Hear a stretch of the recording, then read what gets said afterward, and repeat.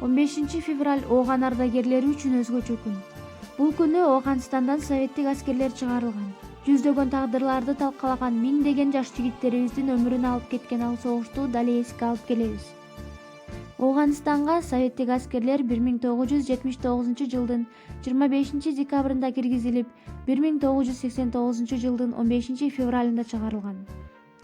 Ушул убакыт ичинде 620 миңдей советтик офицер жоокер кызмат өтөп, согушта 15 миңдей жоокер көз жумуп, 54 миң жоокер жарат алышкан. Кыргызстандан да 7141 жоокер согушка катышып, душмандын колунан 252ден ашуун жоокер курман болгон. 1500 жоокер жарат алып, 4 жоокер дайынсыз жоголгон. Өлкөбүздөн 2 адам Советтер Союзунун баатыры намын алган. Алар Юрий Исламов жана Сергей Гущин. Күчтүү куралданган 140 миң сандагы совет жоокерлери менен 30 миң сандагы Ооган аскерлери тууралаган моджахеттер менен эмне үчүн 10 жыл согушкан. Тез аранын ичинде эле советтик армиянын самолет, вертолет, танктарынын талкаланган чоң көрүстөнү кайдан пайда болгон? Кан кечип согушта жүргөн ошол кездеги жоокерлердин оюна да бул өзү эмне болгон душман деген оор суроолор көп жаралчу дешет. Жаңы өкмөт түзүлдү дегени менен жерин тепсеп кирип келген бөтөн жоокерлерге каршы бүт Ооган эли согушуптур. Ал эми моджахеттерди болсо АКШ, Кытай сыяктуу ири мамлекеттер курал-жарак менен камсыз кылып, согушу ыкмаларын пакистандык, англиялык машыктыруучулар үйрөтүшкөн деген маалымат кийин гана чыгып отурат.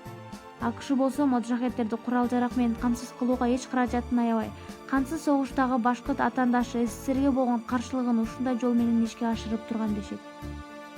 Учурда өлкөбүздө Ооган согушунун 6 миңдей ардагери бар. Ооган согушунун ардагерлеринин мамлекеттик коомдук кыймылы бар.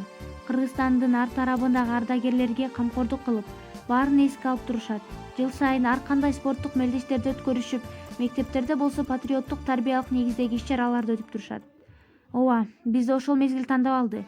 Согушка аттандык деп айтып келишет. Ооган согушунун ардагерлери согуш кыйынчылыктарын көрүп келген тажрыйбалуу жоокер катары конфликттүү кырдаалдарда жардамдарын берип келишет.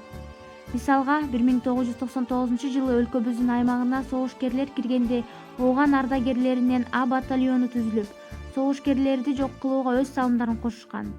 Өлкөбүздүн түштүгүндө болгон июнь кок алаңында болуп өткөн 2 инкылап учурундагы баш аламандыкта да Ооган ардагерлери укук коргоочуларга чоң жардам көрсөтүшкөн.